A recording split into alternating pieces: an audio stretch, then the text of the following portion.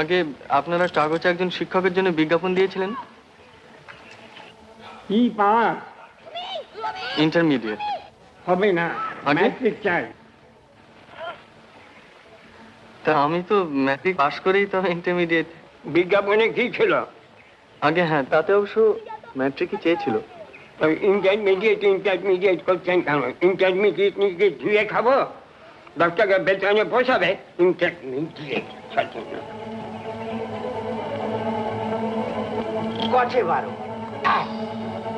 4 6 8 10 12। হ্যাঁ